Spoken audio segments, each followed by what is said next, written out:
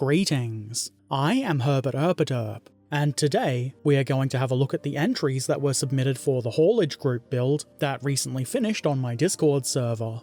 Obviously, as I just mentioned, this one is finished, but there is currently a new group build underway. If you would like to partake in that one, I'll tell you more about it at the end of the video. Okay, the subject for this group build was haulage, which, as you might guess, means vehicles that hauled cargo, and not passengers. Simple enough. Let's stop waffling and check out the entries. First up, Archmagos Dominus Niveron submitted this truck. This is a Japanese 917T truck with a Yokohama cab. This model depicts a civilian-owned truck, and the owner seems to be a bit of a scofflaw. Why do I say that? Well, it's hauling a setup for an illegal still, using oil drums. There's even firewood in there. The model is from IBG, and it's in 1/72nd scale. The load is bits and pieces from various manufacturers, along with some cut-up matches to represent firewood. A very nicely done model. I also really like that the load has a story behind it, rather than just random bits. Very creative. Argonaut 248 submitted a ship. A very large one, hauling many containers. The CMS Colombo Express. I tried to work in a joke about the old show Columbo here, but most of you probably wouldn't get it, and it's spelled differently anyway. There's a lot of containers here. Argonaut mentioned a number of times how many they'd done or had left to do in my stream chat, and it's the sort of thing where you know the number is a lot, but it's totally different when you can visualize that amount of containers. The model is a Revell 700th scale kit, and the comment left with this one was, "Block the Suez." Let's see another ship. Graph Pudding's entry is the Liberty ship John W. Brown. I like Liberty ships, I think they're interesting. They might not be pretty or thrilling, but they were the backbone of the Allied war effort. This one is very nicely painted, and looks as though it's survived a couple of trips across the Atlantic already, judging by the grime. I actually got kind of curious about the ship and looked it up. Turns out that this one made 13 voyages. It also became a training ship and still exists in preservation. Cool. This is, as the plaque says, a 700th scale model, though the manufacturer is unknown. Nicely done. John the Ghost Dog entered this Sonderkraftfahrzeug 3A Maltea. Yep, I'm pretty confident that I said that totally wrong, but that doesn't matter really. What does matter is this is a very nice looking half-track transport truck. It's a 28mm scale Rubicon model, and John has done a great job painting it up. It looks like it's been hauling stuff around the battlefield for a while. Keck Tank has submitted 2 entries. The first one is a Bedford MWD. It's a 72nd scale model from Airfix, and it's pretty decent looking. I don't know much about these vehicles, though it's a Bedford so it's probably British. And it's clear to anyone that this one has been painted up rather nicely. It looks like it's been around for a while. The second entry from Keck Tank is a Bedford MWD. This one is a little bit bigger. It's a 35th scale kit from Gecko Models, and this one looks really good. Like the previous one, it's clear to anybody that this has been painted very well, and it's been done so to represent a vehicle that's been spending its time on dirt roads in post-winter Germany, or, as the kids call it, spring Germany. I assume that's not a typo of post-war Germany. Either way, I really enjoy the "don't talk to me or my son ever again" vibes from the last couple of pictures here. Excellent stuff. Major General Bunk's entry is this truck. This is nice and brightly coloured.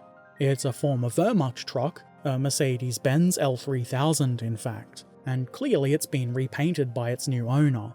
I suspect the Wehrmacht probably weren't all that interested in brightly coloured trucks, for some reason. This is a 72nd scale kit by Pegasus, and, fun fact, the headlights were custom made, because the kit didn't include any, nor did it include a windshield. Bunk added that as well. This here is Major General Bunk's second entry. It's a GMC 2.5 ton cargo truck, or a deuce and a half. Yeah, deuce. The model represents one of the famed Red Ball Express trucks, which, as you undoubtedly know, supplied the Allied front line in 1944. The red disc on the front of this truck identifies it as part of that convoy. The model is in 1/72nd scale, and it's from Forces of Valor, and it's quite nice looking. I really like the load, and the fact that the canvas cover is removable so that you can see said load a bit better. Nicely done. And here's another truck. This one is from Monol. This is a Bundeswehr Mercedes-Benz Zetros truck. I don't know anything about these or even how to say the name, but it was described as a Unimog on steroids, and this one has an armoured cab, which I guess is part of the steroids. This is in fact a resin model in 87th scale, which I believe is the same as HO scale model trains.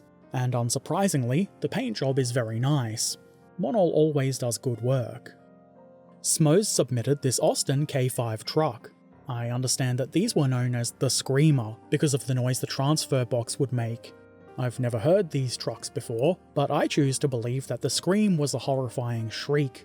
You know, to strike terror into the hearts of anybody who might dare to get in the way of this truck delivering its cargo.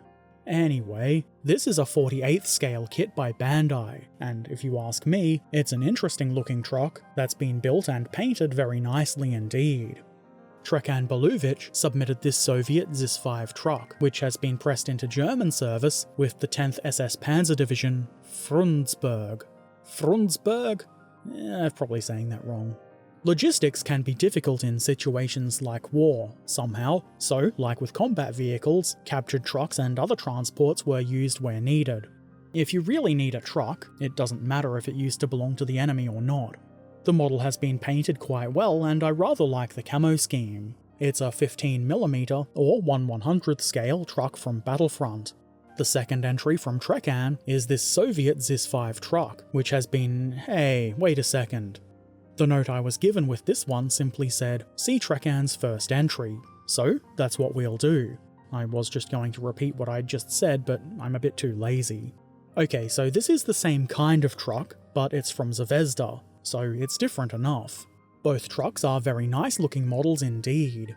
And that's all of the entries there were in this group build.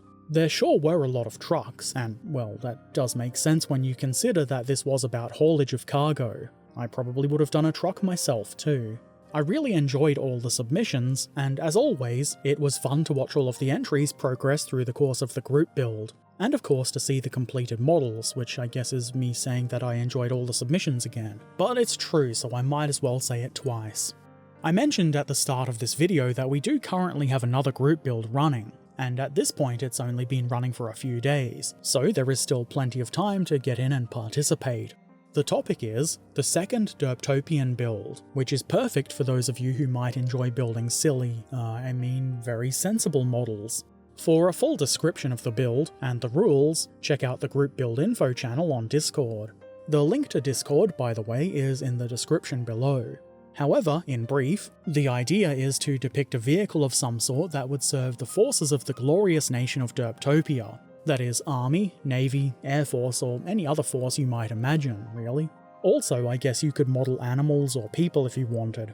You may use either existing designs, or better yet, build an entirely new thing. Anything is possible in Derptopia.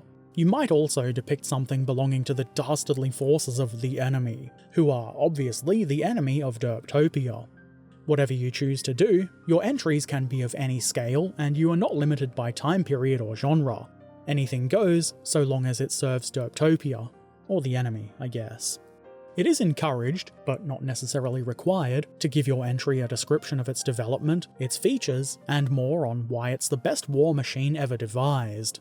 Personally, I get a lot of enjoyment out of the backstory and lore that people create for their entries. I think it's fun and interesting. This group build will run until the 15th of August 2021, that being this year, just in case you weren't aware. We do like to see progress pictures of your entries on Discord, though they don't have to be exhaustive updates or anything like that, just a picture or two here and there. Once your model is finished, or models, you can submit more than one. Once it's done, be sure to share some pictures in the group build images channel, otherwise nobody can see it, and then what's the point? After the group build ends, a video like this one featuring all of the entries will be uploaded. Seems simple enough, right? Sure does! If you have any questions or want further information, Discord is obviously the place for that. Again, the link is in the description below. I really look forward to seeing the entries for this build. The last time we did this, it was a lot of fun. Okay, so that's it for today. I would like to say a very big thank you to both of the group buildsmans, Monol and Major General Bunk. If it wasn't for them, these group builds wouldn't take place. I appreciate them and their work. I shall return soon, and maybe I'll see you on Discord. Thank you for watching. Farewell.